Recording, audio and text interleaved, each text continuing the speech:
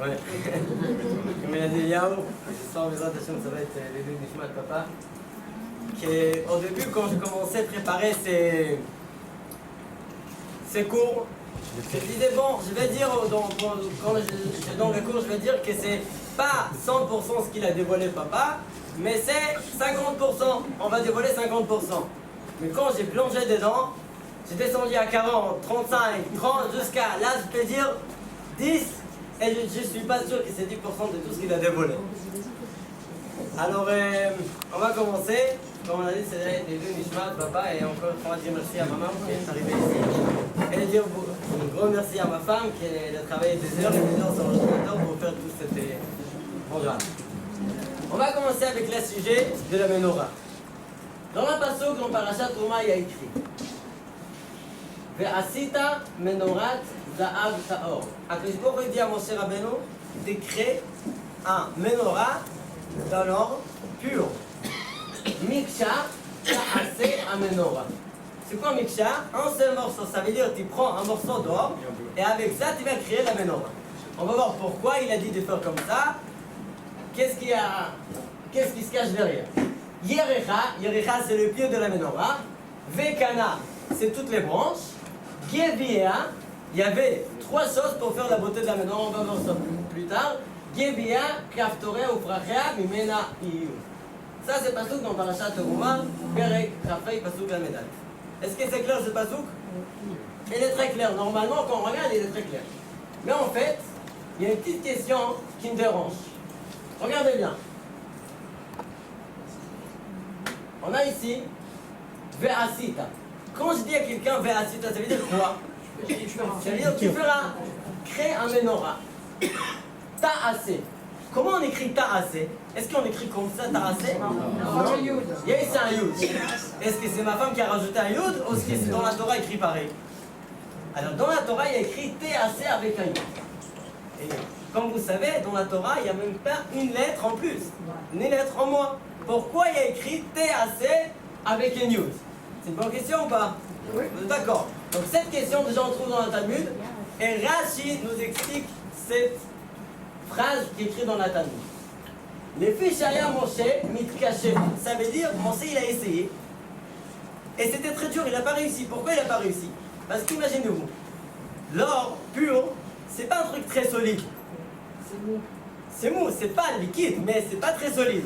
Donc on peut pas faire un menorah tellement lourd qu'il va tenir. Il a essayé, il n'a pas réussi. Faire fabriquer comme ça une menorah, des arabes d'or. Amar lo Akadosh Baruch Hu, Akadosh Baruch Hu, il avait dit Ashlech et akikar là-haut. Tu prends l'or, tu les jettes dans le feu. Et avec ça, qu'est-ce qui va venir? Ve'i na'aset me'elea. C'est pour ça écrit Te'aseh a menorah. C'est pas toi que tu vas le faire, elle va se faire de elle-même. Tu vas les jeter dans le feu, elle va se faire de elle-même. Ça c'est clair, on a compris maintenant pourquoi il y a écrit Te'aseh avec un yud. Mais la question, si à Akadosh Baruch Hu, vous savez, ils savent tout ce qui s'est passé, ils savent aussi tout ce qui va se passer.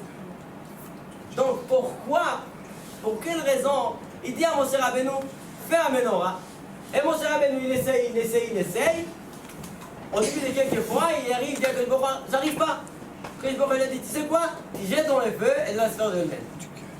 Au tout début, Akadosh Baruch Hu, il pouvait lui dire, tu prends, tu jettes dans le feu, tu vas voir un menorah, tout simple. Pourquoi avant tout c'était Moshe Rabbeinu, il travaille. Ça c'est première question. Deuxième question, le seul objet dans la Beth Amikdash ou dans la Mishkan, c'était la menorah qui était faite comme ça. Pourquoi? Il y avait des autres, il y avait par exemple l'Aaron Abrit, il y avait le Misbeach, il y avait le Kior. Dans aucun client on a entendu qu'Akadosh Baruch Hu disait de faire un seul morceau. Qui est la menorah? Pourquoi? Il y a ici un chose très mystérieux qui se cache, qui font comprendre pourquoi la menorah elle était faite comme ça, et pourquoi Moshe Rabbeinu il a travaillé tellement dur. Troisième question, est-ce que vous connaissez une autre chose qui ça nous ressemble, qu'on a jeté dans le feu comme ça, de l'or dans le feu? Le veau d'or, bravo. Et pourquoi? Le veau d'or il était fait comme ça. Maintenant la question qu'est-ce que dans Zohar HaKadosh, on appelle Rashbi, Rabbi Shimon Bar Yochai, comment on l'appelle? Rashbi. Comment on l'appelle là-bas? Le Butzina Kadisha. C'est quoi Butzina Kadisha? La menorah à Teora. La menorah pure. Ça veut dire, La menorah, quand elle est pure, c'est le symbole de l'homme qui est arrivé à un niveau tellement élevé, qui Rashbi, qu'on l'appelle menorah Tehora. Comment on peut expliquer que la menorah Tehora, le symbole de la Tahara, de la Ktusha, elle était faite exactement pareil un peu plus tard que le Vaudor? Pourquoi? Pour quelle raison? D'accord avec moi? C'est une question très très dure. Quand il y a des choses qu'on les fait pareil, normalement ils se ressemblent. Mais ici, ils sont les deux côtés. Pourquoi ils étaient faits comme ça? Là, c'est la question, pourquoi on a fait les Vaudor pareil? Pour répondre à ces trois questions, il faut passer à un autre sujet, le sujet de entre l'homme et la menorah, qu'il y a un grand lien entre l'homme et la menorah. Comme on a dit, Rashbi est arrivé à Boutina Kadisha. Mais comment on arrive à ce niveau de la menorah Tehora? Donc on a ici la menorah. Bon, il n'a pas ce qui passe, celui-là, on va le mettre. Ok, donc le lien entre l'homme et la menorah. Première chose, Akadosh Baruch Hu, il a créé. Quand il a créé Adam Arishon, comment il a fait? Il a fait aussi d'un seul morceau. Il pouvait faire la main droite, la main gauche, le pied, le pied, et après ressembler tout et créer un homme. Il n'a pas fait comme ça. Il a fait un seul morceau et il a créé Adam Arishon. Pourquoi? Pour ressembler aussi à la menorah Tehora qui était faite pareil, Miksha Achat. Maintenant regardez bien. Combien de branches on a dans la menorah? Vous savez, c'est tout simple. Il y en a 7 branches dans la menorah. Dans l'homme, comment ça ressemble? À quoi il ressemble les 7 branches de la menorah? Dans l'homme. Exactement. Dans l'homme, on a aussi 1, 2. Les deux yeux 3 et 4, les deux narines 5 et 6, et la bouche, on a les 7. Exactement pareil comme la menorah. Mais encore une chose, comment ils sont les chiffres? Regardez, les deux oreilles sur les deux côtés comme les deux branches. Après, on a les deux yeux qui rentrent un petit peu, comme quoi? Comme les deux autres. Et après, les 5 et les 6, les deux narines, et la bouche au milieu. Et comme le nerf tamid, il était là, ces bougies ne s'éteignent jamais, la bouche aussi, pas de papel toute la vie, elle parle, sans arrêt. Arrêt, exactement la même chose, la bouche et les sons. Et aussi, Mavet Bechaim Beyad Alashon. C'est quoi Mavet Bechaim Beyad Alashon? Vous savez, avec la bouche, si on dit une bêtise dans la vie, des fois, elle reste toute la vie.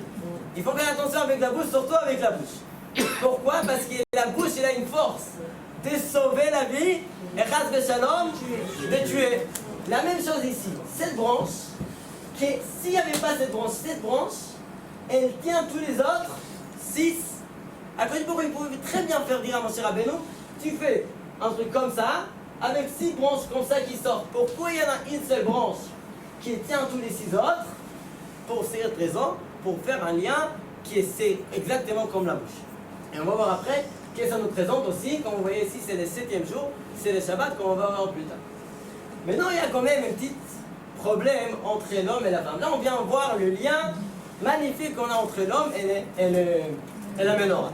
Mais comment on va voir qu'il y a une grande différence en fait entre l'homme et la menorah.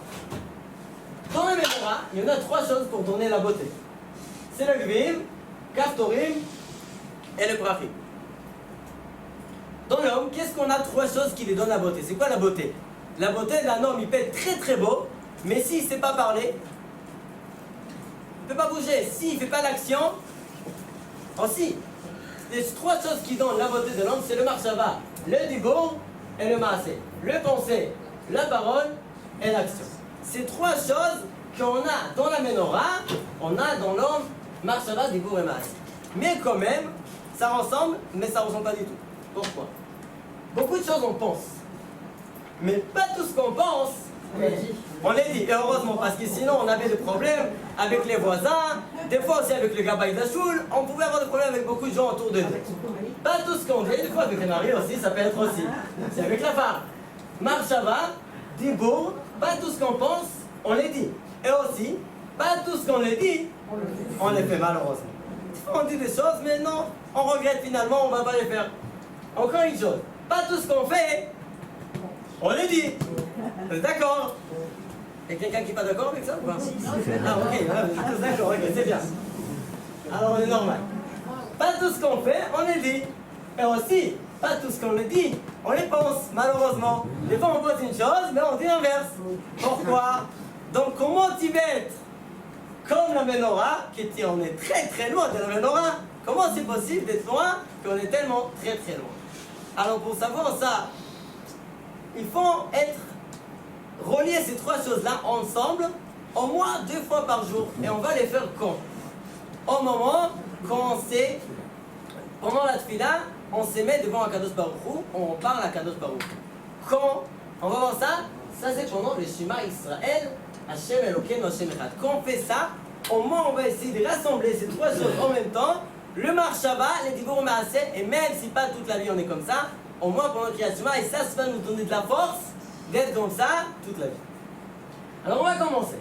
C'est quoi, vous savez, le Gimatriot, c'est un chidouche qu'on ne trouve jamais dans aucune langue, une autre langue, puis en hébreu. Ça nous apprend qu'il y a tellement de niveaux dans le langage hébreu que ça n'existe pas dans les autres langues. On va voir le Shema Israël, Hashem Elokeinu Hashem Echad. Mais d'abord, il y a une petite question. Pourquoi on dit Hashem Elokeinu? C'est quoi Elokeinu? Notre Dieu. Il demande le Ramban à Kadosh, Nachmani, il nous dit, dans les autres psukim, il n'y a pas écrit Elokeinu. Il y a écrit Shema Israël, Ve'adata ki Hashem Elokecha, ton Dieu. Ou dans une autre pasuk, Atem krivin hayom ki Hashem Elokechem. Pourquoi là on dit Elokeinu? Pour quelle raison? Même à cette question, on va répondre maintenant. Maintenant, prenez le Shema Israël, Hashem Elokeinu, Hashem Echad. C'est combien la valeur numérique du Shema Israël? On fait 2 fois par jour. Ça fait combien Shema? On va commencer. Shin, ça fait combien? Ça fait 300. Plus 40? 40 et 70. Ça fait 410. Très bien. Israël, ça fait 10. Plus 300, 310. 510, 511, 511 et 641. Vous êtes d'accord ou pas? Ce qui va bien, c'est très connu, c'est 26. Elokeinu, c'est combien? 31, 36, 46, 86, 87 pardon, et plus, ça fait 102. Yud Kevav qui encore une fois 102. Et Echad, ça fait 13. Total, ça fait combien? Compliqué? 600. Bon, je vais essayer de faire vite. Ok. Total, ça fait combien? 1118. Ça vous dit quelque chose ou pas? Ça vous dit quelque chose? Non. C'est comme 1118. Je sais pas. On va chercher. Donc là, on vient de faire la parole. À combien? On dit Shema Israël, Adonai, Eloheinu, Adonai Echad. On fait combien? De lettres, de chiffres? 1118. Et comment on fait le schéma? Avec la main. Et pourquoi on fait avec la main? Pourquoi on ne ferme pas les yeux? On pouvait faire très bien avec la kippa, avec le chapeau. Si on a une grosse shrine, elle aussi. Pourquoi on fait pas? On fait avec la main. Pour quelle raison? Est-ce que vous avez posé la question? On fait avec la main. Alors comme il dit, il y en a les 13, on a des fois les 13, il y en a qui font, on dit on fait Shem Shakai, on fait Shin, Dal et de Yud. Ça c'est le premier niveau. On va voir une autre chose encore plus profond. Pourquoi on fait le schéma avec l'humain et avec les 5 doigts? Parce qu'ici on fait avec 4 doigts, c'est pas pareil. On fait avec les 5 doigts. Pourquoi? On va voir ça maintenant. On fait avec la main comme on a dit. Comment on appelle les doigts? C'est quoi le nom? Agoudal, Etzba, Ama, Kmitza, Ezer, comme vous avez dit très bien. Sauf que dans la Torah, il n'y a pas écrit Agoudal. Écrit notre mot. Qu'est-ce qu'il y a écrit dans la Torah? Bohen. Bohen. Il prenait le sang, il mettait sur le Bohen de Aaron Aïmani, Bohen Aaron Aïmani. Donc on a le Bohen, Etzba, Ama, Kmitza, Ezer. Maintenant, on prenait le valeur numérique de ces 5 doigts. Bohen, ça fait combien? Regardez, écrit sans le vav. C'est écrit avec un Roland dans la Torah. Pourquoi? On va voir. 2, 57. Etzba, ça fait combien? 163. Ama, ça fait 45. Kmitza, 140, 150. 245. Ezer, ça fait combien? Total, 1118. Donc on vient faire quoi? Le dibour, la parole. Et là on est en train de faire le maaseh. On a fait le parole et l'action. Ensemble, on a relié ensemble le parole et l'action. Donc au moins une fois dans la vie, vous pigez maintenant ou pas?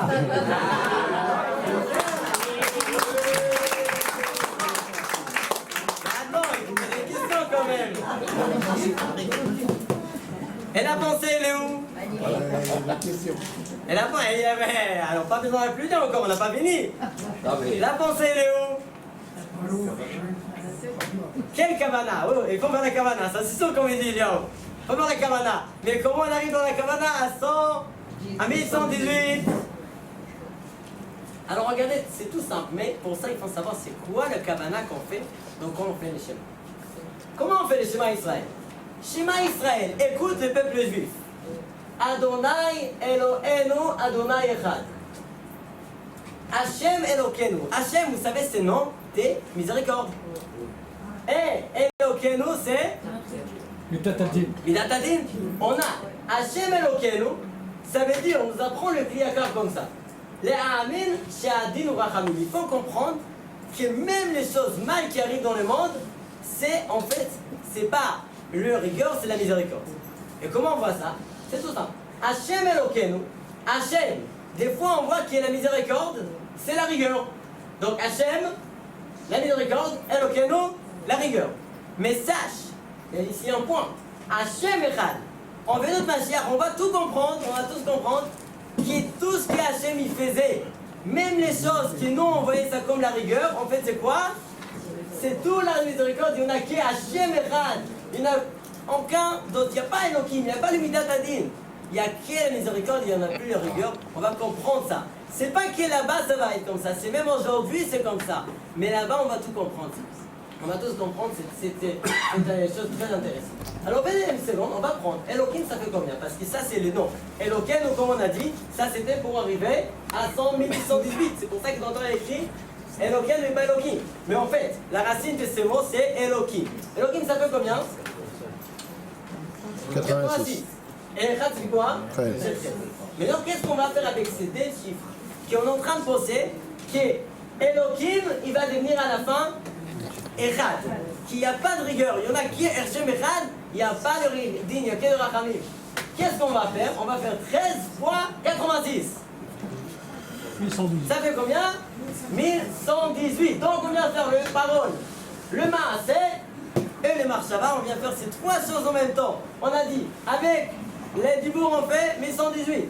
Avec le maaseh 1118, avec la pensée qu'on pense qu'il y en a Dieu qui fait qu'est la miséricorde, il n'y a pas le din. Là on comprend, on arrive à 1118. Là on a réussi à mettre tous les trois ensemble en faisant le kriyat shema. C'est le QFT quand il vient de dire. Il fallait démontrer. Ok, donc là on a dit un lien tout simple entre ces trois choses-là. On a dit du coup maaseh et marshava. Mais non, c'est un débat, la Torah il rajoute une autre chose. Il dit que le chemin il commence avec un shin et il finit par dalet. Pourquoi?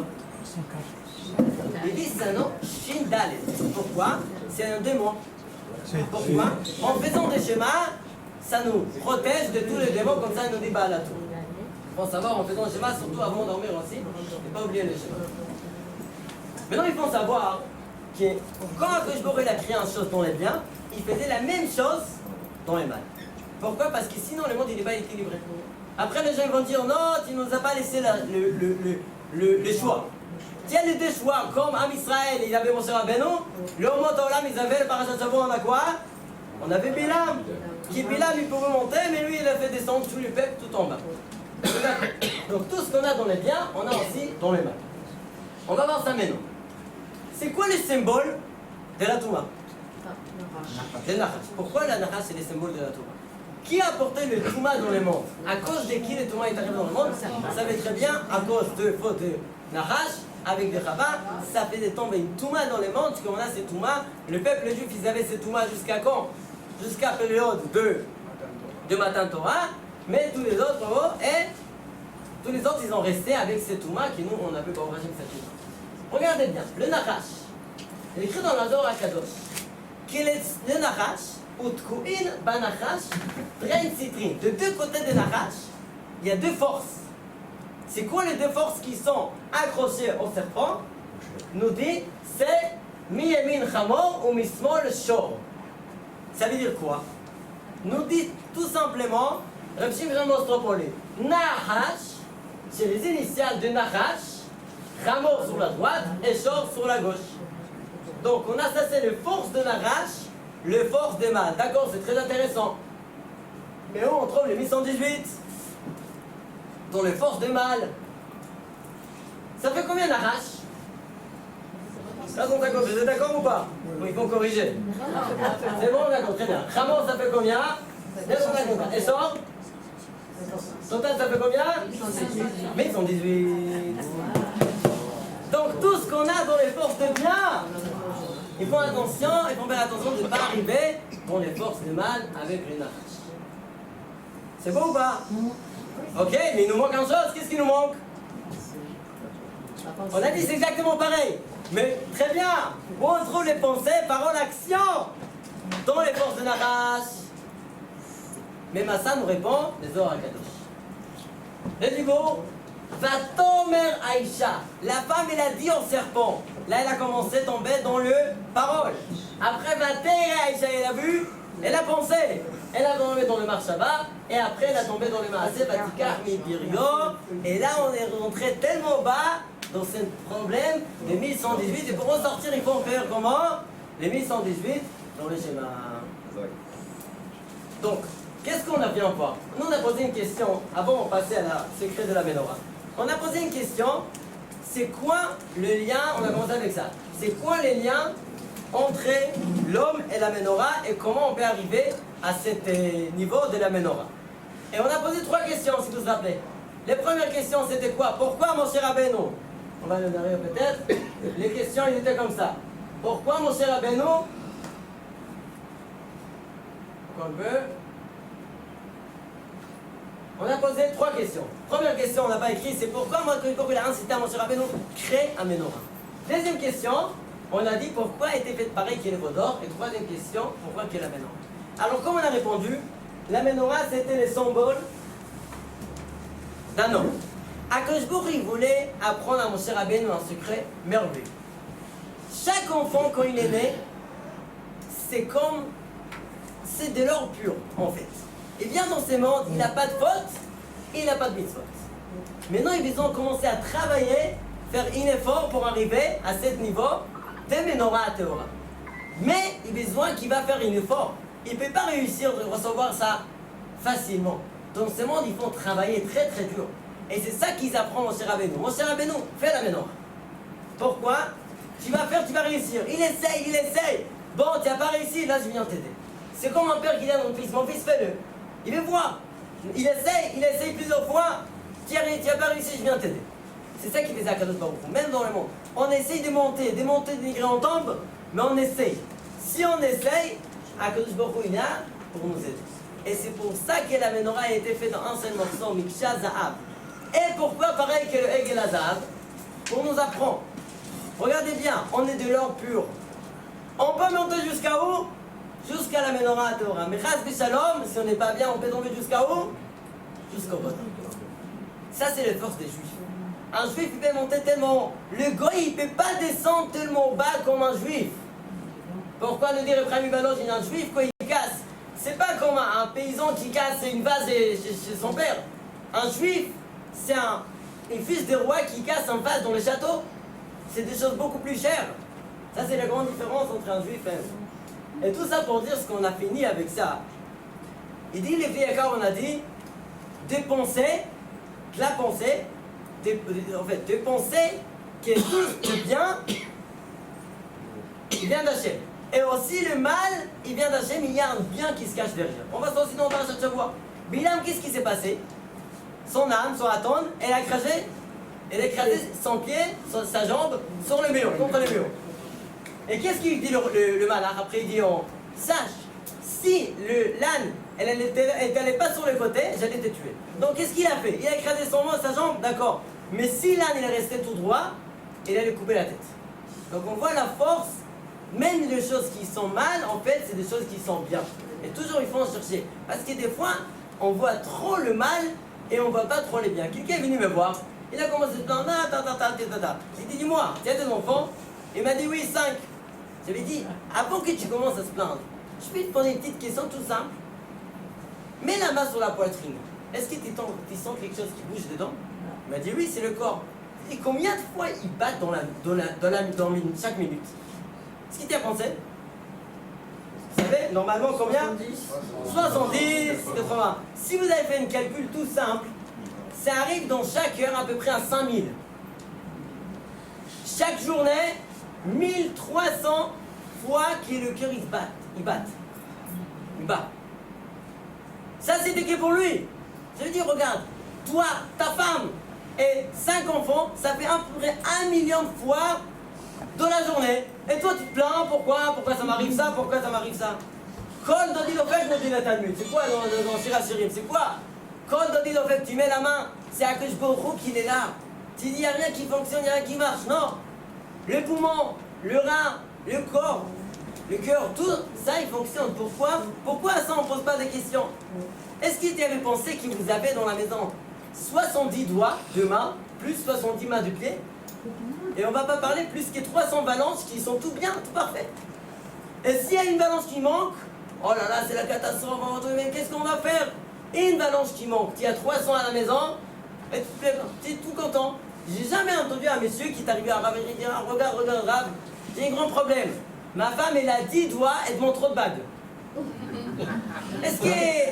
Pourquoi on n'a pas posé les questions? Personne il disait ça. Personne dit ça. Pourquoi? On est tous contents qu'on a 10 doigts. Parce qu'imaginons être sans une seule doigt, déjà on était toujours avec les mains dans la poche. Pourquoi? Déjà, c'est très compliqué et on est bien d'être avec 10 doigts, comme tout le monde. Et ça, des fois, on oublie de dire merci. Bon, c'est normal, on avance, on fait toujours encore. Il faut savoir ce qu'on a, on dira merci. On va commencer maintenant les sujets de la ménorah.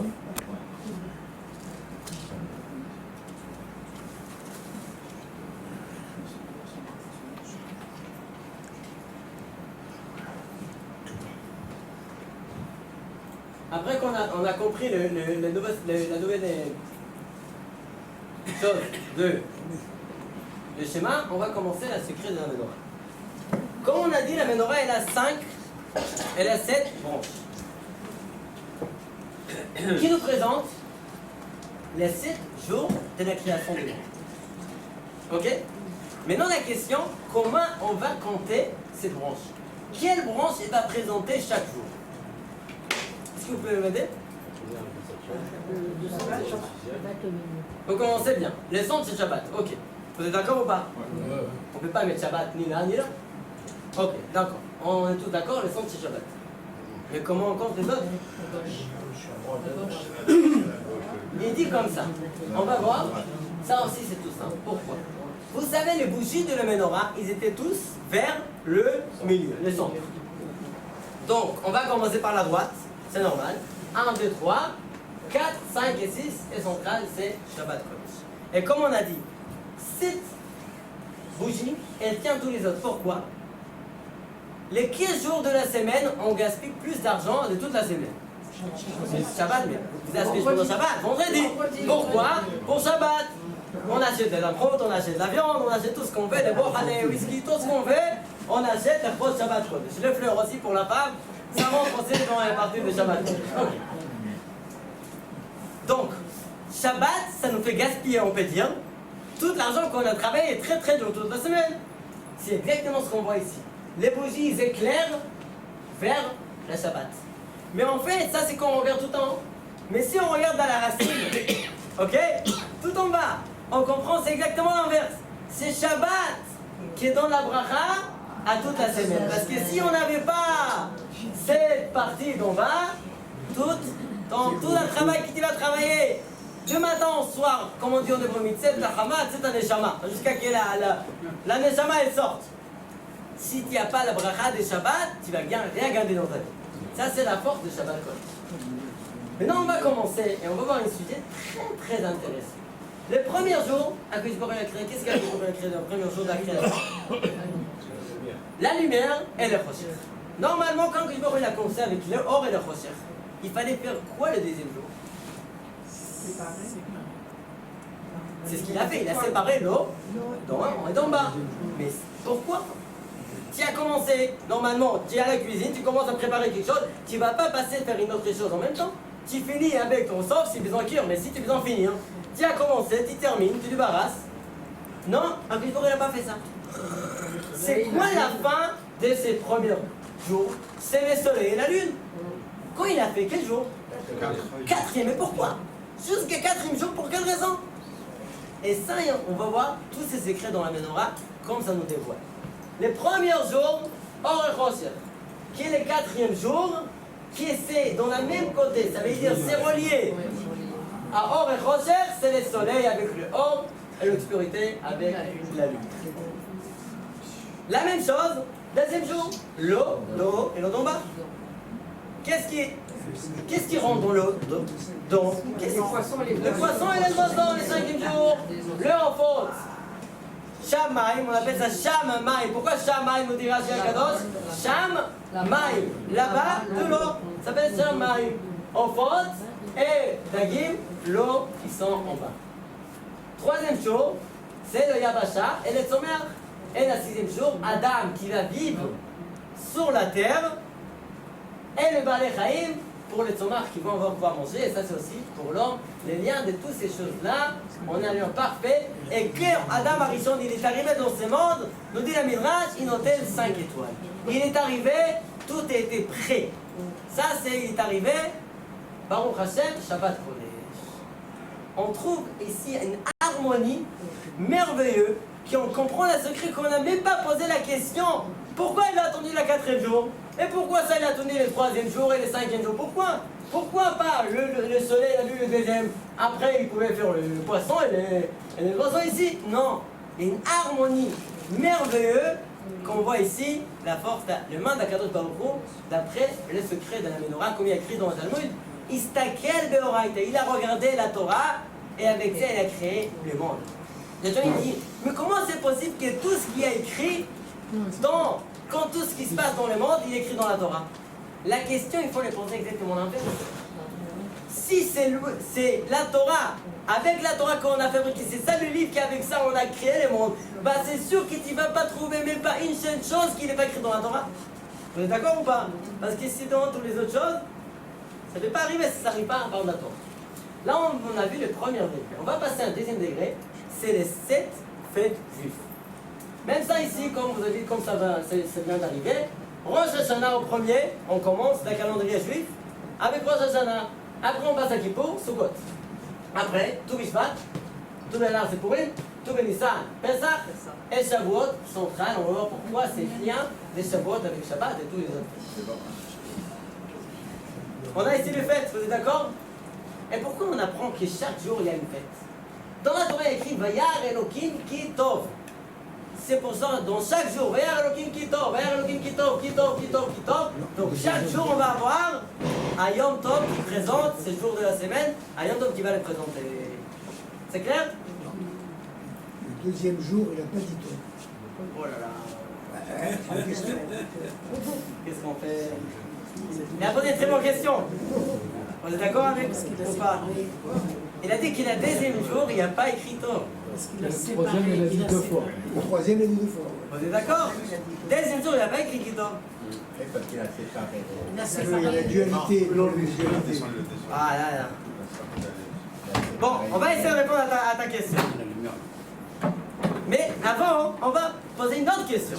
Hanouka, elle se trouve où?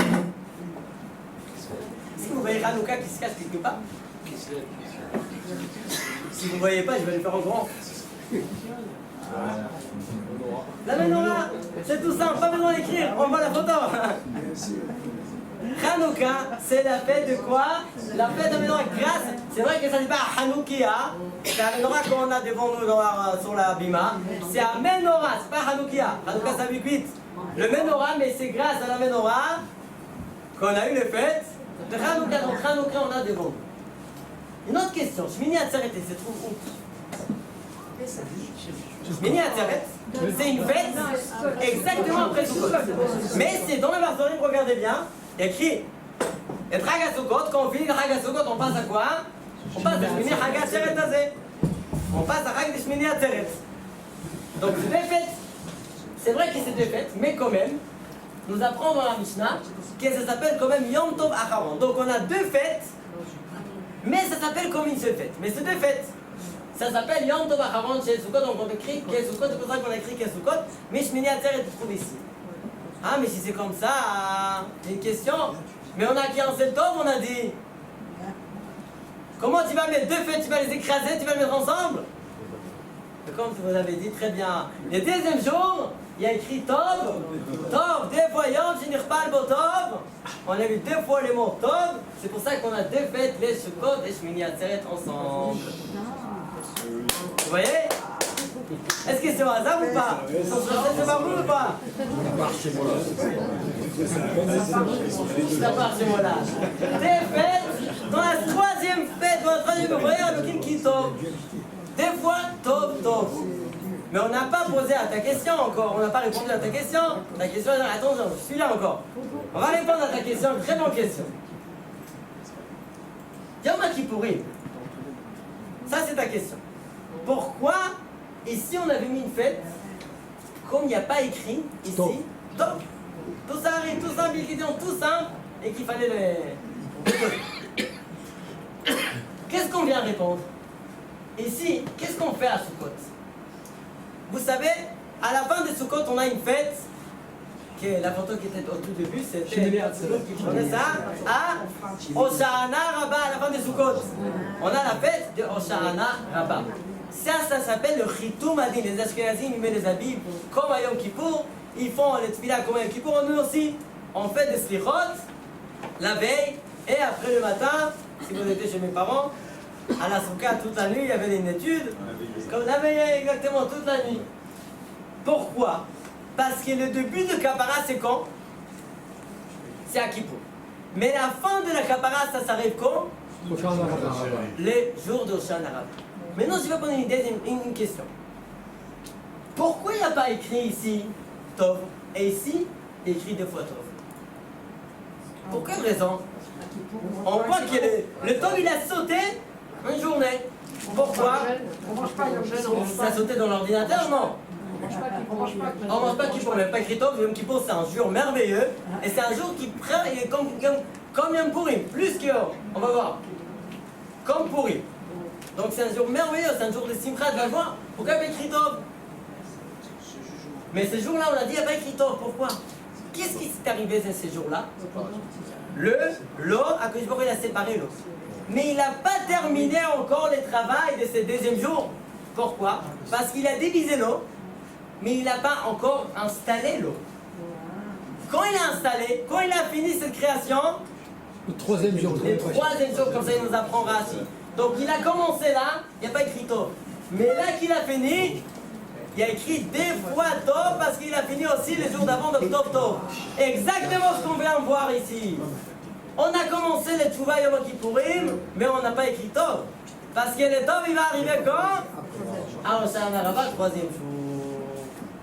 Ça te plaît cette réponse ou pas? Excellent. Excellent, Baruch Hashem. Ça c'est une réponse qui est... Il y a aussi, On a plus de il y questions. a aussi le problème de la dualité, Ça veut dire quoi? Ça veut dire en hébreu? de la fratrie. C'est-à dire que il y a un problème de frère, un problème. Et Hachem n'aime pas ça. C'est les disputes. Quoi? Les disputes. Très bien, les marloques. C'est le jour-là qu'il y avait un marloque. Là, j'ai d'abord deux raisons. Première raison, les marloques étaient une raison, ce qu'on vient de dire. Maintenant, on va commencer à voir le lien entre Rosh Hashanah et Toubou Shvat. Pourquoi? Parce que qu'est-ce qu'on a dit? On a dit qu'il y a un lien entre ces jours-là et l'autre. Donc, il faut avoir un lien entre toutes les fêtes. Vous êtes d'accord ou pas? Tout ce qu'il y a ici, tout ce qu'on va monter, on va trouver le lien de l'autre côté. Donc là, on est en... Donc, les fêtes. Rosh Hashanah et Toubou Shvat. C'est facile. Pourquoi c'est facile? Rosh Hashanah, là, comme vous avez dit, et Rosh Hashanah, là, et la nôtre, c'est tout simple. On a un lien entre Rosh Hashanah et Rosh Hashanah. Là, c'est la Adam Nidon, ça veut dire qu'il va juger l'homme, et là, il juge les arbres, et les fruits et tout ça, donc on a un lien tout ça. On va passer à Yom Kippour et Purim. C'est quoi les liens? Déjà, regardez le mot, c'est pareil. Kippour, nous apprend Chachamim. Kippour, c'est comme Purim. Ça veut dire Purim, c'est plus fort. Comment ils apprennent que Purim, c'est plus fort? Comme il disait papa, est-ce qu'on t'a dit, regarde, est-ce que toi, tu ressembles à ton père ou c'est ton père qui te ressemble? Quelqu'un m'a répondu, moi je ressemble à ma mère. Ok, d'accord, mais...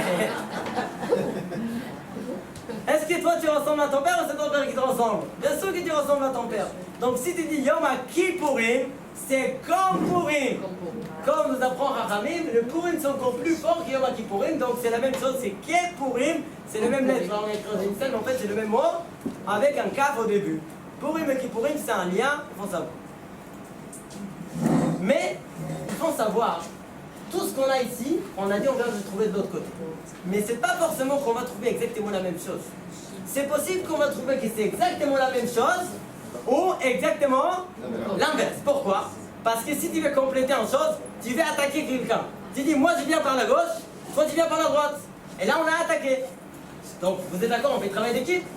Pour faire un travail d'équipe, des fois il faut séparer et après se ressembler pour l'attaquer. Donc ici, ce qu'on va faire, ou on va trouver un lien, ou on va trouver de l'autre côté. Yom Kippourim, c'est un travail énorme. Ce qu'on fait, c'est un travail mi-ira, avec la crainte. Et Yom Kippourim, on boit, et là on oublie un petit peu, et là on a Besimcha. Pas besoin de boire trop, mais on boit un petit peu pour avoir la joie, et avec la joie, on travaille avec le Gourou Besimcha, et là on travaille avec le Gourou avec le ira. On a deux travails, on s'approche avec le Kadosh Baruch Hu des deux côtés. Yom Kippourim, comment on commence la veille de Yom Kippourim? D'abord on mange, et après on fait quoi? Et après on jeûne. Comme dit la Talmud, quelqu'un qui il jeûne avant Yom Kippourim, c'est comme qui a jeûné 2 jours d'affilée. Donc la fête, le jour de la veille de Yom Kippourim, le mitzvah c'est de manger. Yom Purim, c'est exactement l'inverse. D'abord on fait quoi? D'abord on jeûne et après on mange. Pour faire exactement la même chose, mais l'inverse. Alors, là, le symbole, qui a fait le Yom Kippourim? Qui fait le Yom Kippourim? Tout le travail de Yom Kippourim, c'est qui? Le Kohen Gadol, c'était un homme. Et là, de l'autre côté, c'était quoi? Une femme. Une femme. Pourquoi c'est une femme? C'est pas, pourquoi c'est Esther et pas Mordechai? On peut dire c'est Mordechai, c'est pas Esther. Comment on appelle le Megillah? Megillah d'Esther, on n'a pas appelé ça Megillah de Mordechai. Kohen Gadol, lui, il rentre. Kodesh HaKodashim, et Esther, où il a rentré? Chez Achashverosh. Chez Achashverosh, c'est le macombe le plus tamé qui existe. Il rentrait chez la Achashverosh. Yom Kippourim. Les Kohen Gadol, ils prononçaient un mot, à Kadosh Baruch Hu, qu'ils disaient pas jamais. Les Shem HaMeforach, que nous à la jour, qu'est-ce qu'on fait quand on entend ça? On va se poser Mishtachavim. Et ici, Megillat Esther, quel nom d'Hachem il y en a? Aucun nom d'Hachem. Il est tout caché, Dieu il est caché. Donc là il se dévoile 100%, mais là il était caché. On va voir ça. Bon, ce soir on va pas voir tous les. Bon, après les liens de Purim, mais bon, il y a beaucoup de secrets dans le nom caché de Purim. On va voir ça plus tard, pas aujourd'hui. Yom Kippourim, on demande à Kadosh Baruch Hu, Mechila ou Chanit. Dans la Tfila, on se met, on commence à se concentrer et on demande sans bruit, on demande à Kadosh Baruch Hu pardon. Mais ici, Yom Kippourim, qu'est-ce qu'on fait? On apporte des Mishlochim maintenant. Pourquoi? Tu vas faire le shalom avec qui? Avec les voisins. Tu as une voisine qui la connaît ta voiture hier, tu as un problème avec lui, tu vas aller donner des Mishlochim. Pourquoi? Pour faire le shalom. Ça, c'est le jour où tu fais une action. Pour faire le shalom, Mechila Gashmi, tu vas l'apporter un bora, si c'est un Tunisien, tu donnes un bora avec un sauce qu'il boit. Si tu donnes un Ashkenaz bora, je ne pense pas qu'il a fait une Mishloach maintenant. Il ne va pas le boire. Faut savoir, dans les Mishloach, il y a chacun qui va les manger, qui va profiter. Tu ne peux pas donner quelque chose à quelqu'un qui ne peut pas les manger, et tu donnes. Tu donnes les Mishloach maintenant, Mechila Gashmi, et là c'était Mechila Rouchanit. Ici on a dit Mechila Atzmit, tu demandes à Kadosh Baruch Hu. Ici il y a une Inyan, nous dit les poskim, que c'est pas toi qui va donner le mishloach maintenant à ton voisin. Tu donnes à quelqu'un, tu fais avec un chalir. Pourquoi? Je sais pas. Rami dit mishloach. C'est quoi mishloach? On t'appelle, alors monsieur, tu as reçu un mishloach. C'est quoi mishloach? Tu viens recevoir un mishloach. Donc tu donnes à quelqu'un, tu le shioléach, donner à quelqu'un d'autre le mishloach. Donc toi, là tu es toi. Tu peux pas renvoyer, tu peux pas aller dormir pendant Yom Kippourim, dire à quelqu'un, tu sais quoi, va à la choule, pour moi, je te paye, tu demandes à Kadosh Baruch Hu ce que je voulais. Tu écris sur un lettre, tu demandes à Kadosh Baruch Hu. Pourquoi pas? Parce qu'il faut, tu vas être toi devant Kadosh Baruch Hu. Mais là, pour eux, c'est exactement l'inverse. Tu renvoies quelqu'un qui va faire ça à ta place. Sukkot et Pesach. Déjà, première chose. Sukkot, on fait une action. C'est quoi l'action? On construit la souka. Le cabane. C'est pas facile de faire la cabane, vous savez, ça dépend quelle cabane. Papa à la Vachelom, il faisait une cabane de 100 mètres carrés. Pourquoi? Pas pour lui.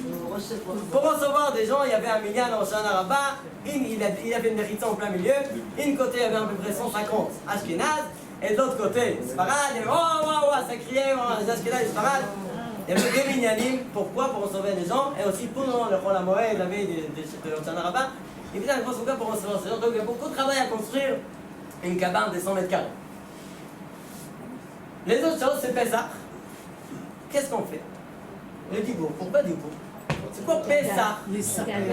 P, la parole, le P, la bouche, ça. C'est quoi ça? Parle. Ma'atasar, comme ils disent les Israéliens. Ma'atasar. Qu'est-ce que tu racontes? Ma'atasar, Pessah. C'est pour ça, c'est la parole. Et le marshava. Pourquoi le marshava? Chaya, Badam, Mirotatzmo, le mitzvah de l'Seder, c'est quoi? Dépenser. Moi, je suis en train de sortir d'Égypte. C'est pour ça qu'il faisait comment on dit, pour les enfants, il prenait le djalaba pour que les enfants ils vont comprendre que nous, on est en train de sortir d'Égypte. Donc, c'est les pensées et la parole. Et ici, on a fait le lien des pensées, paroles et l'action. Première chose. Deuxième chose, on a sorti en Pessah. Pourquoi on a sorti? On a sorti d'Égypte. Pourquoi? Pour quelle raison? Pourquoi faire? Pour jouer au bit? Pourquoi? Pour rentrer. Donc on a sorti d'Égypte. Pardon. On a sorti d'Égypte pour rentrer Tarat Kinfresh. Qu'est-ce qu'on fait à Sukkot? On prend l'arba minime et on fait quoi? Les Na'anouim sous.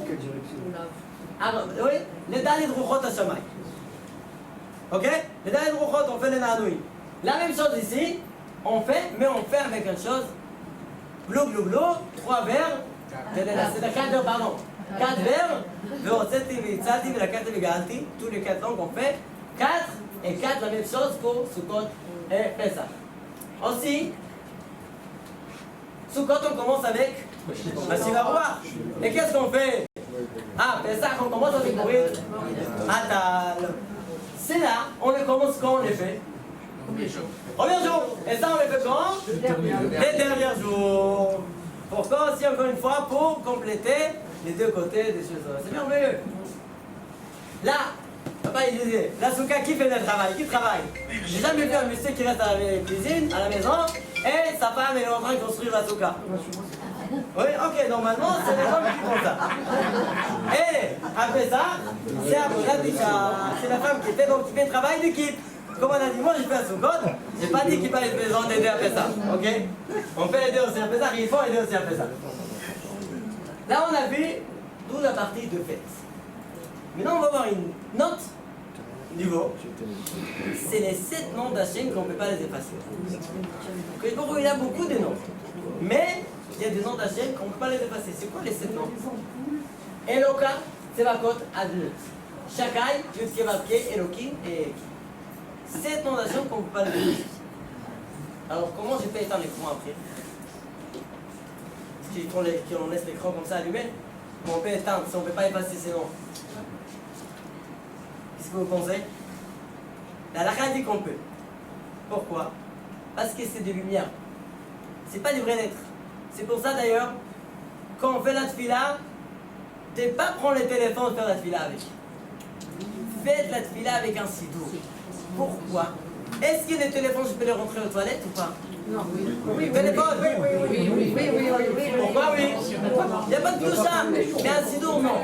Quand tu pries devant un Kadosh Baruch Hu avec la doucha de la sidour, tu vois la doucha de l'être. Mais ici, c'est pas une doucha. Il n'y a pas de doucha dans la lettre qui c'est de lumière. Quelqu'un qui veut qu'il ait cette fille est encore plus fort, il va avoir la doucha de l'être. Il ne peut pas les effacer. Pourquoi? Il y a ici une doucha incroyable. Donc, c'est accroché à cette bracha, vaut mieux de prendre un sidour si on est bloqué, d'accord. Mais vaut mieux toujours de prendre un sidour avec des lettres qui c'est écrit. Ça c'est pour savoir, ça c'était. Mais non. Une petite question. Pourquoi Yud Kevavke, c'est le nom le plus haut qui existe? Pourquoi il se trouve là? Normalement, il fallait les mettre où? Au centre. Shabbat. Non. On l'avait mis ici. Pourquoi il les met ici? C'est tout simple. Qu'est-ce que vous trouvez ici? c'est quoi la création le plus haute qui existe dans le monde? Adam. C'est l'Adam. C'est pour ça qu'Akadosh Baruch Hu, il a fait le Yud Kei Vav Kei dans la création de l'homme. C'est pas fini, regardez. Naaseh Adam, quand écrit dans la Pasuk. Donc quel Pasuk c'est écrit? La première fois qu'il est écrit Naaseh Adam, dans les Pasuk 26, 26e Pasuk de la Torah. Vous voyez bien. Qu'est-ce que c'est quoi le Yud Kei Vav Kei? 26. Donc on a entre Naaseh Adam, 26e Pasuk. Pourquoi 25, ni 25, ni 27? Est-ce que c'est au hasard? Ça tombe comme ça. Donc, on voit que la Torah, elle n'était pas écrite par Moshe Rabbeinu ou par un ange. Elle a été écrite que par Dieu. C'est impossible d'écrire une chose comme ça sans avoir la force de Dieu. Ça, nous, ce qu'on dévoile, c'est encore rien par rapport à ce qu'il y a dans la Torah. Mais on commence à dévoiler un petit peu. C'est pour ça que l'homme, il a une forme de Yud Kei Vav Kei. Le Yud, la tête. Le Kei, le Vav, le colonne vertébrale, et le Kei, les jambes. Et il faut savoir pourquoi ici c'est cassé, aussi là. Ça, bon, c'est une autre chose, on ne va pas parler à ça. Mais non, il faut avoir un lien tout simple entre eux. C'est le nom d'Hachem et l'autre. Sinon, ça ne marche pas. C'est quoi le lien? Là, c'est un peu plus dur. On va répondre même à ça. Eloka, ça fait combien Gimatria? Aleph, 31. 37, 47, 50. non, c'est Vav et il n'y a pas Yud. Ah non, il n'y a pas de Yud, d'accord. Donc ça fait 42. De l'autre côté, on a quoi? Eke. C'est quoi Eke? Aleph, 6. 21. Pourquoi? Aleph, plus 6. 16 plus 5. On a 21. Ok, là c'est 42, là c'est 21. À moitié. Oui, mais. À moitié, c'est moitié. Tu te lèves le matin, tu vois à moitié de voiture comme ça, tu dis, t'es à moitié de voiture. C'est bien ou pas? Encore Kinette. T'es avec tes pieds. Il faut avoir entière. Mais comment c'est écrit dans la Torah, Kdosha? À quel moment il parle à mon cher Rabbeinu, il est dit Eke, Asher, Eke, on laisse pas, mais Eke, Asher, Eke. Donc ça fait 21 plus 21, 42, on a un lien tout simple entre le Eloka avec le Eke, Asher, Eke. Ça c'est les liens entre ces deux-là, ces deux noms d'Hachem. Tzvakot et Elokim, c'est tout simple. Toujours Elokim, Tzvakot, ça va toujours ensemble. Et Adanut avec Avaya, toujours, vous voyez dans tous les sidorim, ils s'écrit toujours ensemble. Parce que ça se dit comme ça, mais ça s'écrit comme ça, comme il est écrit dans le Talmud. Lo sh'ani nichtav, ani nikra. Ani nichtav be Yud Kei Vav Kei. Ve'ani nikra be Aleph Daled Yud Nun. Et bien, on appelle comment on dit le nom d'Hachem avec Aleph Daled Nun Yud. Donc on a vu le lien entre tous ces noms d'Hachem, comment ils vont bien ensemble. On va passer à un autre niveau, les 7 Ushpatim. C'est quoi les 7 Ushpatim? Abraham, Yitzhak et Yaakov, Moshe, Aaron, Yosef et David. Là, il faut commencer à voir le lien entre ce qu'il y a en dessous et un et l'autre. Alors, un et l'autre, on n'a pas le temps de voir ça, je pense que on ne va pas les voir ce soir, le deuxième partie, sauf si on peut continuer, mais pour l'instant, on va voir déjà le lien de chaque un de Ushpitim avec ce qu'il y a en dessous. Et le reste, je ne sais pas si on va avoir le temps. On va commencer par Abraham Avinu. C'est quoi les liens entre avec Abraham Avinu et Rosh Hashanah? Est-ce que vous pouvez m'aider? Abraham Avinu, il a passé combien de missionnotes? 10. Le 10e c'était quoi? L'Akedah. Et l'Akedah c'était quand? Rosh Hashanah. C'est pour ça qu'on a le Abraham Avinu. Là, il a reçu le tampon de Eved Hashem quand?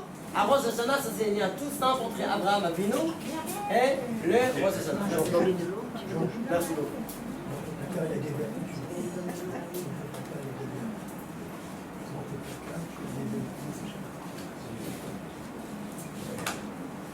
Abraham et Rosh Hashanah, un lien tout simple. Rosh Hashanah aussi, ce qui s'est passé. Rosh Hashanah, jusqu'à Rosh Hashanah, Abraham, il n'avait pas d'enfant. Quand sa femme, elle est tombée enceinte, Sarah, à quelle date nous apprend le Talmud? Rosh Hashanah, Nifkeda Sarah. Donc, un homme qui n'a pas d'enfant, il n'a pas fini son métier, après sa mission. Exactement, sa mission. Mais là, Abraham Avinu, à Rosh Hashanah, il a eu sa mission, qui est sa femme, elle est tombée enceinte. Netzayon a assuré ce qu'on vient de dire, le lien avec Rosh Hashanah. Maintenant, c'est quoi les liens avec Or et Rosh? Pourquoi Or et Rosh avec Abraham Avinu? C'est quoi les liens? Mais même ici, c'est tout simple. Abraham Avinu, qu'est-ce qu'il a fait dans les mondes? Dans les mondes, il y avait une obscurité totale. Jusqu'à quand? Pas une obscurité matérielle, une obscurité spirituelle. Les gens, ils ne savaient pas Dieu, ils ne connaissaient pas Dieu. Jusqu'à quand? Jusqu'à qu'Abraham Avinu. Donc, qu'est-ce qu'il a fait? Il a fait une séparation entre la lumière et l'obscurité, entre le bien, c'est Akadosh Baruch Hu, et le mal, tout l'Avodah Zara. Déjà qu'il avait 3 ans, qu'est-ce qu'il faisait? Bang, il a commencé à casser quoi? Tous les rideaux des enfants. C'est vous les forces. Il avait un enfant de classe de 3 ans. On a regardé des fêtes, ils font des photos. On va un monsieur avec une grande barbe comme ça en train de casser les idoles. Mais non, le Midrash écrit il avait 3 ans, 4 ans. On n'a pas besoin de faire une grande barbe parce que je ne pense pas qu'un enfant de 3 ans il avait une grande barbe. Or, Rocher, ce qu'il a fait. Yitzhak, Yom Kippour. C'est quoi les liens entre Yitzhak et Yom Kippour? Yom Kippour, c'est les jours de Kapara sur ce qu'on fait. Ça veut dire on a fait des fautes et on demande des Kapara. Yitzhak Avinu, il était quoi? Il était les Korban, le Kapara d'Am Israël. C'est pour ça quel piout on fait avant le Tkiot? Roquette vers Nekad, vers Mizbeach. Pourquoi on rappelle le Yitzhak Avinu à la Vachalom? On s'est là, Yitzhak et Yom Kippour. Kapara à l'Am Israël. Mais c'est quoi le lien de l'eau avec Yitzhak? C'est quel rapport l'eau, Yitzhak était avec de l'eau? Alors on va répondre à ça. J'ai cassé la tête pour avoir cette réponse parce que malheureusement je n'ai pas entendu une réponse de ça de papa, mais je pensais que c'est une réponse tout simple. L'eau, il y avait, comme vous avez dit au début, il y avait une mahloket entre l'eau et l'eau. Donc ils sont disputés. Pourquoi moi je vais rester en bas et toi tu vas monter en haut? C'est ce qu'il a dit. C'est pas grave, si on va prendre de l'eau d'en bas et on va mettre sur la Mizbeach, en Sukkot, les Souchamaim, on appelle ça les Souchamaim. Ok. Mais quand même il y avait un dispute. Le but d'Yitzhak, c'était d'apporter dans le monde de l'eau sans dispute. Parce que si on veut créer un peuple, on ne peut pas créer un peuple avec un dispute. Il faut avoir le peuple pur. Il faut avoir de l'eau pure. Qu'est-ce qu'il faisait? Il est allé, il a creusé deux ponts, de puits, qui a creusé son père. Qui son père, il a creusé. Et bien, le Philistine, il dit non, c'est à nous. Qu'est-ce qu'il fait? Il s'en va. Pourquoi tu t'en vas? Il avait de la force quand même, il pouvait faire la guerre. Non, il s'en va. Il va ailleurs, il va ailleurs, il va ailleurs jusqu'à quand? Jusqu'à qu'il est trop vite un puits. Sans avoir une dispute. Pourquoi? Pour apporter de l'eau. Parce qu'il savait très bien qu'ils sont qui comptent s'ils réparer c'est le problème de l'eau dehors et de l'eau en bas. Bermaï. Yaakov, le troisième. Pourquoi 3? C'est le troisième. Yaakov, Abraham, Yitzhak et Yaakov. C'est quoi les liens des uns avec ces chiffres? On a dit ces jours-là, il y a écrit combien de fois d'hommes? 2 fois d'hommes. Ok, ça ressemble quoi à Yaakov? Yaakov Avinu, il avait une vie très très dure et très compliquée. Comme il disait à Baron, j'avais une vie très très dure. Mais combien de temps il avait une vie simple? Jusqu'à que Yosef il a quitté. 17 Quel âge il avait Yosef? 17 ans. Quand il a quitté, il avait 17 ans. Ok? Et après, quand il est arrivé en Égypte, Yaakov, 17 ans. combien de temps il habitait là-bas? Encore 17 ans. Donc il avait au début de sa vie. Ça veut dire 17 ans bien avec Yosef, parce que jusqu'à Yosef qui était né, il n'avait pas une vie bien. Et aussi après, il avait 17 ans. C'est pour ça que ces jours-là écrit Tov et Tov. Pour les 17 Tov, ça fait qu'il m'adresse combien? Ça fait 17 plus Tov. Donc Tov au début et Tov à la fin de sa vie. Pourquoi ils ne tombent pas ici, Yaakov? On peut faire Yaakov, il peut écrire Abraham, Yaakov, Yitzhak. Non, Abraham, Yitzhak et Yaakov, chacun il a sa place. C'est merveilleux. Sukkot, vous disiez le Kaban. Pourquoi? C'est qui les premiers dans la Torah qui a fait du Kaban? Il y a écrit dans la Torah, où les Mikneu, Asa, Sukkot. Yaakov, c'était le premier qui a créé le Sukkot pour ses bergers. Et c'est pour ça que les Baruch il fait après pour ses bergers. C'est qui les bergers d'Akadosh Baruch Hu? C'est le peuple juif. Et avec quoi on fait les Sukkot? Avec tous les végétales qui poussent sur la terre. Parce que si tu prends une chose qui n'est pas poussée de la terre, tu ne peux pas faire avec. Même si ça va être porté de la terre. Il y a un grand riche qui voulait faire le scar avec des diamants. C'est une bonne idée ou pas? Ça pousse de la terre? Non. Ça se trouve dans la terre. Mais il faut un truc qui se pousse dans la terre. Le tzoméa, qui avec ça, tu vas pouvoir faire le Sukkot. C'est pour ça que vous comprenez comment le Baruch il a rangé les choses. Pourquoi il mettait le Yabasha et les tzoméa le troisième jour? On pose même pas la question. Pourquoi? Parce que c'est clair, c'est tout simple. Mais il faut savoir, dans la Torah, il y a toujours des profondeurs encore plus bas et plus bas. Il faut juste descendre. Mais il faut faire attention, on descend, mais il faut faire attention parce que des fois, quand les gens ils descendent, ils ne savent pas descendre, après ils ne remontent plus. Il faut savoir descendre et remonter, rester vivant. Ça c'était Moshe Rabbeinu tout Bishvat. Vous savez, Moshe Rabbeinu il voulait rentrer en Eretz Israël. Pourquoi? Pour voir la Chormon, pour aller profiter de Kinneret. Pourquoi il voulait rentrer? Parce qu'il y a des mitzvot. Quel mitzvot il y en a qui n'en a pas pour l'arrêt? Il y avait le mitzvot atuyot ba'aretz, le shmita, on a le trumot ou maasrot. Les trumot ou maasrot, quelle date précise va nous dire quand on commence les trumot ou maasrot et quand on termine? C'est la date de tout Bishvat. C'est pour ça qu'on a Moshe Rabbeinu avec tout Bishvat. Me dit la Talmud. Non, c'était pourquoi? Pour faire le mitzvot de tout Bishvat. Shemesh Beyareach. La Talmud nous dit Pnei Moshe qui Pnei Hama. Les visages de Moshe, c'est comme le visage de quoi? Du soleil. Et Pnei Yoshua, son élève, c'est comme quoi? Pnei Levana, comme la lune.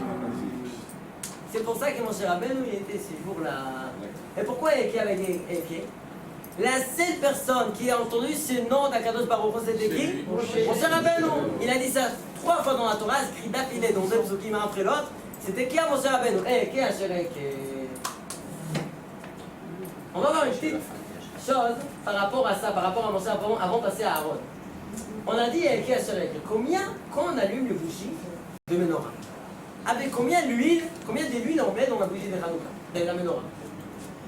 Le gris dans chaque bougie, il mettait 3 Khatilog. C'est quoi Khatilog? Nous apprenons ta vue, c'est 3 œufs.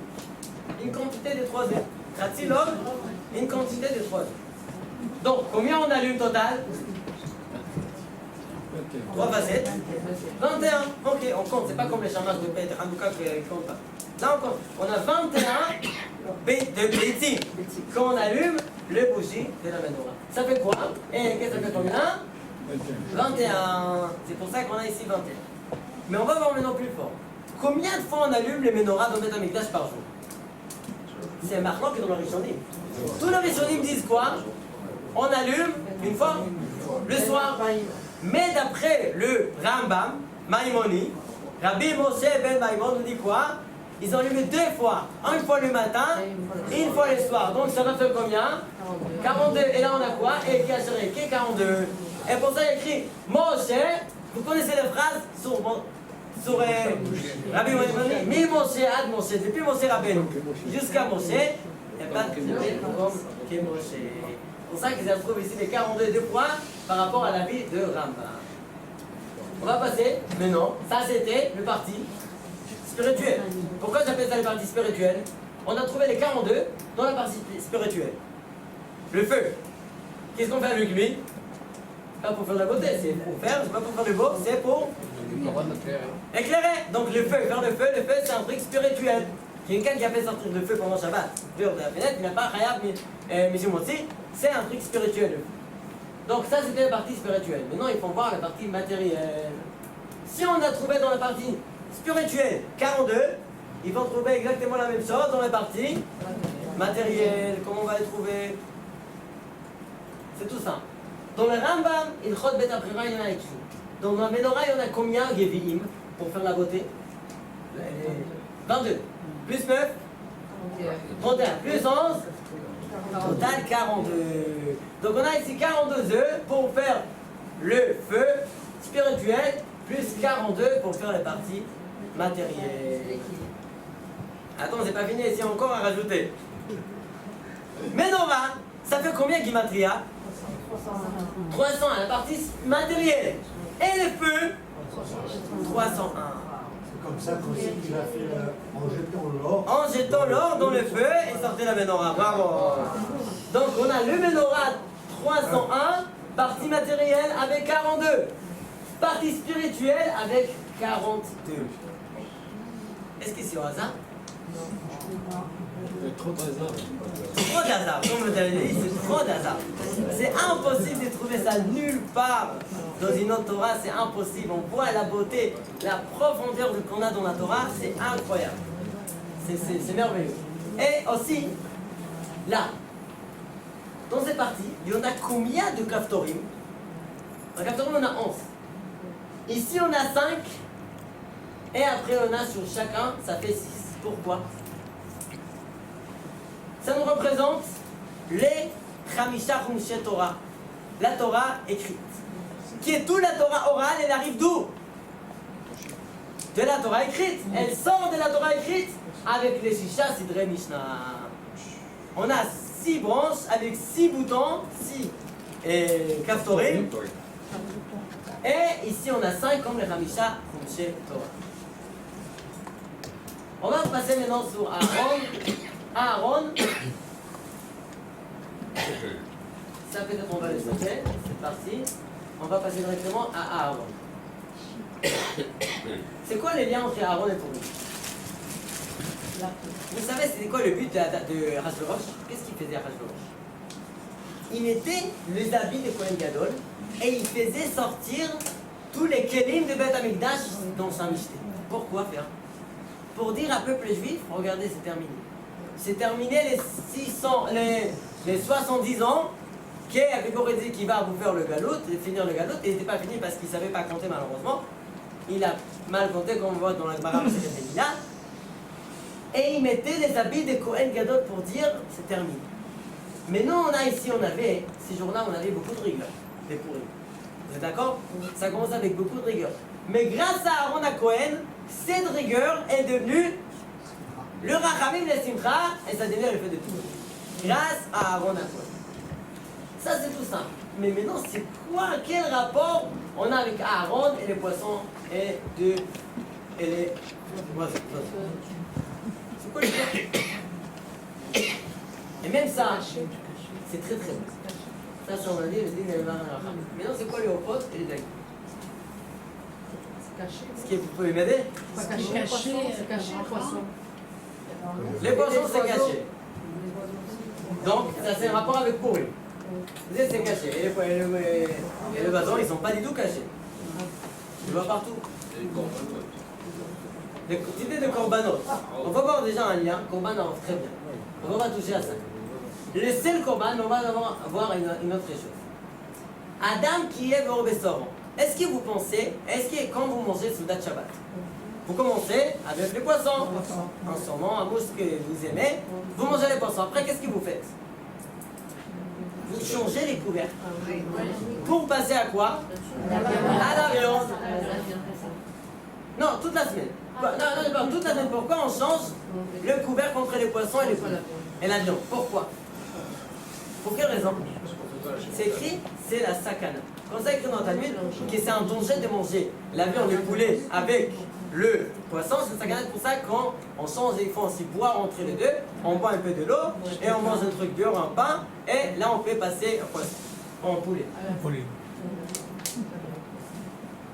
Quand on mange les deux ensemble, qu'est-ce que ça peut apporter? Nous dit la Talmud, ça peut apporter le tzarat. Et qui va soigner le tzarat? Le Kohen Gadol.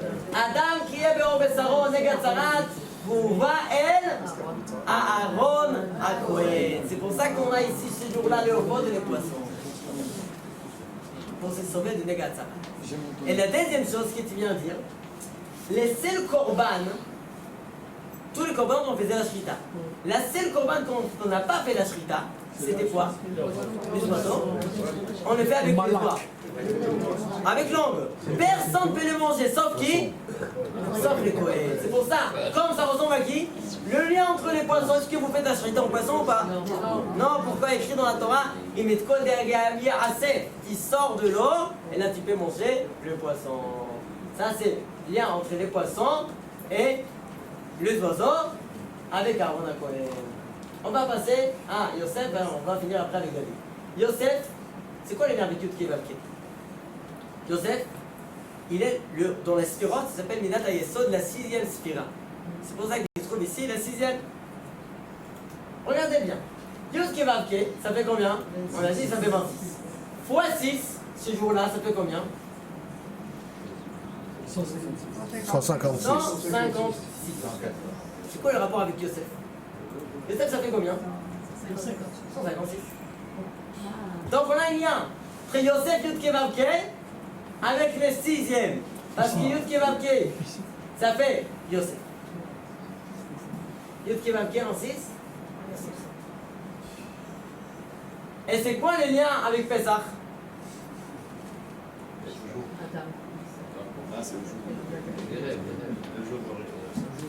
Grâce à qui on a sorti d'Égypte? Yosef. Yosef ou Moshe? Enfin, Yosef. décidez. C'est Yosef. Yosef, Moshe, il faut décider. Yosef, on ne sort pas d'Égypte. Vous ne pouvez pas sortir sans Yosef. Exactement. Nous, on voulait sortir d'Égypte, on a sorti. Mais quand on est arrivé à la mer, grâce à qui la mer était ouverte? La village est sortie d'Égypte, c'était où à la mer? Grâce à qui? Grâce à Yosef. Comment on voit ça? Écrit dans le Ayam, Ra'a, Vayanos. Qu'est-ce qu'il a vu? Ra'a, Aronos et Yosef. Il a vu l'Aaron de Yosef et il s'est sauvé. Grâce à Yosef, ça c'est le lien entre Yosef et Pessah. Ayam, Ra'a, Vayanos, à Yarden, il sauve les Aaron. C'est pour ça qu'il tourne la passe. Le grand divin, il pose une question. Ayam, Ra'a, Vayanos, à Yarden, il sauve les Aaron. C'est quoi le lien avec Ayarden, il sauve les Aaron? Il dit, regardez, c'est tout ça. Prenez le mot Ayarden. Ok, qu'on a écrit ici, dans la pasouk, Ayarden. Maintenant, il dit quoi faire? Il sauve les Aaron. Ça veut dire quoi, il sauve les Aaron? Il a fait comme on dit, il marche arrière. Il s'est recoulé en arrière. Donc, il dit le grand Bina, tu vas prendre le mot qu'on a avant le Ayarden. C'est quoi le lettre qu'il y a avant le Ayarden? Avant le Ré, on a Dalet. Avant le Yud, on a tête. Avant le Resh, Kouf. Avant le Dalet, on a Gimel. Avant le Nun, on a Mel. Si tu vas faire le total de ces 5 lettres, ça fait 150. Ayam, Ra'a, Vayanos, grâce à qui? Grâce à Ayarden, tu vas le trouver ici, il sauve les Aaron, tu vas trouver la réponse. C'est pas moi, c'est les gars de Levin qui disent ça. Vous voyez la force qu'ils avaient, les Chachamim? Incroyable, quelle force ils avaient, comment ils les a dévolé la Torah. C'est incroyable. Et c'est quoi les liens avec Adam ou Baal Chaim? Avec Yosef. Il faut avoir un lien, vous êtes d'accord ou pas? Si après tout ce qu'on a vu, on ne peut pas s'arrêter ici. C'est quoi le lien? Pour faire ça, on va comprendre avec, on dit 3 fois Tzidkatra à Mincha de Shabbat. On dit 3 fois. Vous êtes d'accord? Pourquoi on dit 3 fois? Tzidkatra karereen, mishpatecha tam rabba adonai toshi adonai. וצדקתך אלוהים עד מרום אשר עשית גדולתי במקום נכון, צדקתך צדיק לעולם, ותורתך אמת. Pourquoi on dit 3 fois tzidkatcha à Mincha de Shabbat? Vous savez? Yosef, Moshe et David. Moshe, Mincha de Shabbat, c'était un moment très triste. On a perdu 3 géants dans le peuple juif. C'est qui? Yosef, Moshe et David. et David.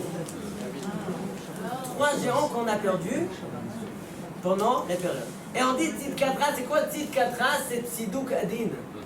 On dit Tzidkatra, on met son nom, le Tziduk Adin. 3 fois. Pourquoi j'ai installé Yosef, Moshe et David après? C'est qui était le premier? Après Moshe. Et après on arrive donc on a 3 psaumes. Maintenant si on a 3 tzidkatra par rapport à 3 géants, normalement il faut avoir un lien entre les géants et la passo qu'on va dire grâce à lui. Vous êtes d'accord ou pas? C'est tout simple. Donc comment on trouve les liens? Yosef Hatzadik, ça commence avec quoi? Tzidkatra, Ka'ararei El. C'est quoi Ararei El? Des grandes montagnes. Oui? Des grandes montagnes qui étaient dans l'endroit le plus haut. Pas au Mont Blanc. On a un très haut niveau spirituel. Yosef, il a été déjà, mais avant, dans le niveau spirituel, il était où? Il a grandi avec son père. Il était en train d'étudier toujours la Torah avec qui? Avec Yaakov. Est-ce que vous pensez qu'il y a un endroit plus haut qu'on peut être? D'apprendre la Torah par Yaakov avec Noël Shalom? Impossible. Donc il était dans l'endroit le plus haut quand il y avait le Rachamim. Parce que quel, c'est nom de miséricorde. Mais après, Mishpatecha. Quand le Mishpat il arrive, c'est quoi le Mishpat? Le juge. Théom Rabba. Il est descendu jusqu'à où? L'endroit le plus profond spirituel qu'on peut trouver dans le monde, c'est où? L'Égypte, les droits de tous les Toumas, de Mitzrayim, les droits de le monde entier, c'était. Et il était où là-bas? Dans l'endroit le plus profond. Oh, dans la bord de d'Égypte. Donc au début, carré réel, après Mishpater Théom Rabba. Mais pourquoi était tout ça? Quoi? Oh, pardon, ok, il faut encore une. Merci beaucoup. Adam ou Behema, Toshia Hashem. Ok, pourquoi Adam ou Behema, Toshia Hashem? Quand il a sorti, en sortant, il est devenu un roi, et ses frères, ils avaient peur de lui. Mais qu'est-ce qu'il dit à ses frères? Regardez, j'ai sorti d'Égypte, pourquoi? J'ai descendu en Égypte. Il dit une pasouk, une phrase. Les achayot etrem, pour vous donner la nourriture, ve'et behemotechem, et votre votre bétail. Donc, Adam ou Behema, Toshi Hashem. Tout ce qui s'est passé ici, c'était pourquoi? Pour Adam ou Behema, Toshi Hashem. Maintenant, on a encore Moshe Rabbeinu. Ad Marom. Qui est monté au Marom? C'est Moshe Rabbeinu, Shalom. Asher Osita Gedolot. Quand étaient les Gedolot? L'Osen Niflaot Gedolot. Les Vados, c'est la période de Moshe. Elokim mi kamocha. Qu'est-ce qu'il disait dans le Shira de Moshe Rabbeinu? Mi kamocha. Ba'elim Hashem. On a trois choses. Et David Amelech, toujours ce qu'il faisait, c'était Mazdik et Adinala. Tout ce qui s'est passé, le bien ou le mal qu'on a commencé, il disait toujours c'est bien, c'est bien, c'est bien, tout ce qui s'est passé. Il dit Shivtecha ou Mishantecha. C'est quoi Shivtecha? Shivtecha, c'est le bâton qu'on tape avec. Et c'est quoi Mishantecha? C'est la canne. Ok? Donc ils vont décider. C'est une canne ou c'est un bateau? Il dit à ici, Moshe Rabbeinu, il dit David Amelech à Kadosh Baruch Hu, si tu es à côté de moi comme une canne, tu m'aides à marcher, et des fois tu me frappes. Les deux choses pour moi c'est pareil. Des fois je reçois des coups, mais je sais que c'est un bâton. C'est une canne. Toujours tu es là pour m'aider. Comme ça il dit à Kadosh Baruch Hu, Shivtecha Mishantecha. Tout ça pour dire quoi? On trouve dans Yosef Hatzadik, Adam ou Behema, Toshi Hashem. Donc on trouve ici le lien entre Adam ou Behema. Maintenant, avant de passer à David Amelech, Alav Shalom, on va voir un petit ridouche qui disait papa, on va passer un petit sujet de Mincha chez Shabbat Kodesh. Ok? Qu'est-ce qu'on a à Mincha de Shabbat Kodesh? Le Mincha, Chachamim nous dit que c'est le niveau le plus haut qui existe dans l'année. Mincha de Shabbat, ça s'appelle le Keter. L'endroit le plus haut, le niveau le plus haut. Maintenant, combien de tefilot on fait chaque jour? Quand on est fait, comme tout Hashem Besimra, on fait le travail, on n'arrive pas comme ça à la choule. On arrive, tu vois, avec la joie à la choule. Combien de tefilot vous faites par jour? 3. Moi j'ai fait 5. Et je ne suis pas un arabe. Pourquoi j'ai fait 5? Moi j'ai fait 5. Khazara. J'ai dit que je suis un Tunisien. Non, je ne suis pas un Tunisien. Pourquoi j'ai fait 5? Parce que j'étais Khazaro. C'était Khazarot, bravo. On fait 2 Khazarot. Nous dit le Ben Israël, Ibdou et Hashem Besimcha, c'est de l'être Be-Ha-Misha. Vous voyez? Besimcha, Be-Ha-Misha, Besimcha. Le même lettre. on travaille. Akadosh Baruch Hu, Besimcha avec 5 filotes par jour. Première, oui, une. Après Shacharit, avec le Hazara, qui est très importante. Plus fort, plus ce qu'est la Tfila. Et le Mincha, et le Hazara, ça fait total, ça fait 5. Ok, donc, combien de filotes on fait? 5 filotes. Mais non, combien de brachot on fait chaque jour? 100. Pour Akadosh Baruch Hu. Shabbat, combien on fait? On va commencer avec Shabbat. Combien de filotes on fait? Arvit, Shachrit, Shachrit. Moussaf, Moussaf. Et Mincha, Mincha, ça fait combien? Ça fait 7. Et combien de brachot dans chaque fila? Il y en a 7. Ça fait combien? 7 fois 7? 49. Ok. Et la semaine, combien de filotes on fait? Combien on a de brachot on a de Shmona Esrei? 19. On appelle ça Shmona Esrei. C'est 18. C'est 19 ou 18? C'est 18, mais c'est 19. On appelait ça Shmona Esrei parce qu'il y avait 18. Mais après, Ramim, ils ont rajouté une autre bracha, donc total, on fait 19. Ok? Donc, 19 fois combien? 1, 2, 3, 4, 5. 19 fois 5, ça fait combien? 95. 95. Cool. D'accord? Fois 6. C'est compliqué? Non. 570. 570. 570. 570 plus 400 plus 49, ça fait combien? 619. 619. Ok. 619. Mais c'est quoi le lien avec le Keter? Ça veut dire, quand on arrive à Mincha de Shabbat, on a dans notre sac combien de brachot on a? 619. 619 brachot, on arrive à quand à Mincha? Que Keter ça fait combien? 620. 620, ouais. On l'a perdu. Il m'a collé. Il m'a collé, le collé en fait quand il y a un mot, et tu utilises ces mots comme le collé. Mais ici, on a cherché des brachot. Quel collé? Tu vas rajouter quoi? Cacahuète, tu vas rajouter quoi dans... Qui peut m'aider? 619, presque. 620. Comment on arrive à 620? Il faut trouver encore une bracha. Aidez-moi à le trouver, à le dévoiler cette bracha. Cette dernière bracha qui est séquage, on n'a pas dit. La Chazara de Yom Shishi. Chazara de Yom Shishi, c'est Yom Shishi. Non, Yom Shishi Ba'erev. Shabbat, Ba'erev. C'est pas Yom Shishi, c'est terminé. Yom Shishi, Ok. il est passé. Les Shabbat, qu'est-ce qu'on a? On a le Me'el Sheva. Donc une bracha qu'on a ratée. Le Chazan il fait un Chazara le soir. Combien de brachot il dit dans sa Chazara? Une bracha. Il y en a une bracha dans cette Chazara. Donc total ça fait exactement combien? Ça fait 620. C'est juste l'ordinateur. Oui. Je branche une seconde. Il me reste 10 minutes, mais j'ai pas envie qu'elle s'arrête.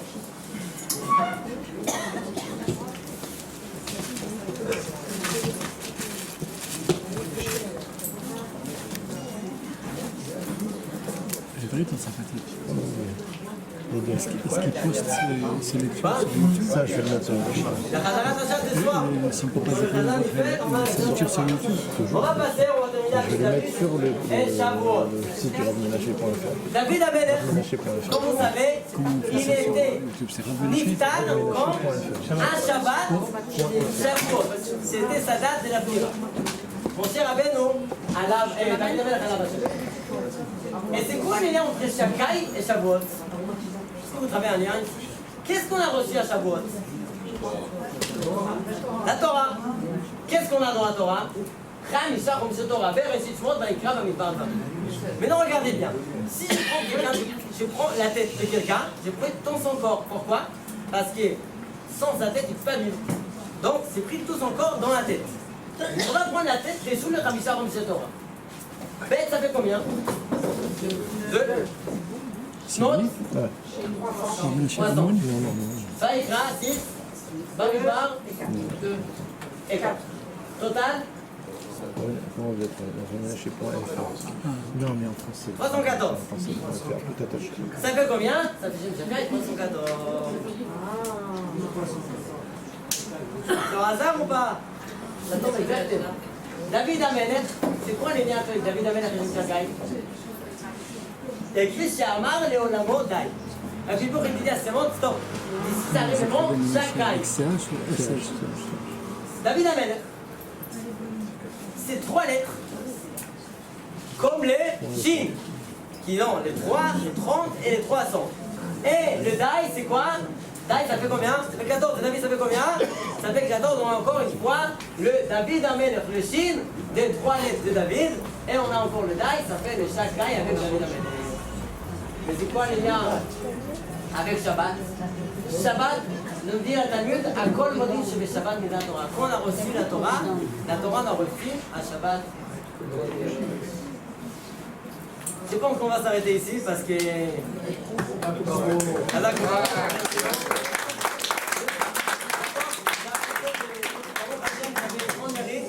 J'ai sorti 2 livres, une avec papa, la pureté familiale, et 2 livres.